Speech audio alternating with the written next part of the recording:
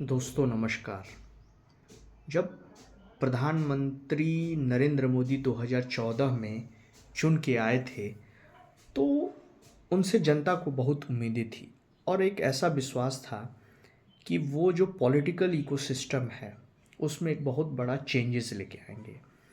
लेकिन जब समय बीतता गया और वो अपने दूसरे टेन्योर के मिड में पहुँचे और जब वो तीसरे टेन्योर में चुने गए टर्म में, तो चीज़ें बदल गई। उन्होंने धीरे धीरे करके एक पॉलिटिकल इकोसिस्टम को पूरी तरीके से जो डेमोक्रेसी के लिए अच्छा होना चाहिए उसको एकदम एक अलग मिजाज में कन्वर्ट कर दिया। उन्होंने ऐसे ऐसे काम कर दिए हैं जिससे डेमोक्रेसी को हानि पहुंचेगी।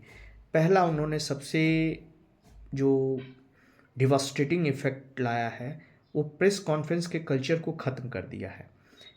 देखा गया है कि वो कभी कोई प्रेस कॉन्फ्रेंस करते ही नहीं हैं और बस बोलते हैं तो मन की बात में, जिस पे कहीं कोई क्रॉस क्वेश्चनिंग होती ही नहीं, तो केवल एक वन वे कम्युनिकेशन होता है। और डेमोक्रेसी के लिए एक बहुत घातक है कि आपसे कोई सवाल ही नहीं पूछे तो आप उसका जवाब क्या देंगे, या सवालों के जवाब को अवॉइड करेंगे।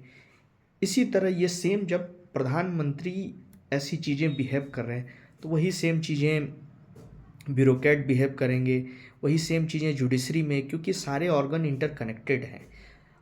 दूसरा चीज़ उन्होंने कि जो राजनीति में लैंग्वेज यूज होती है, वो एक बहुत ही, उन्होंने किसी की मॉकरी करके या कुछ करके उसकी एक जो बेंचमार्क होती है जो अटल बिहारी वाजपेयी जी के टाइम में थी, तो उन्होंने उसको डिस्ट्रॉय कर दिया है।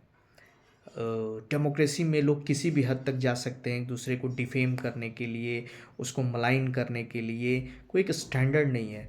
पार्लियामेंट्री जो डिबेट्स होती हैं उसकी क्वालिटेटिव चीज़ों में गिरावट आई है।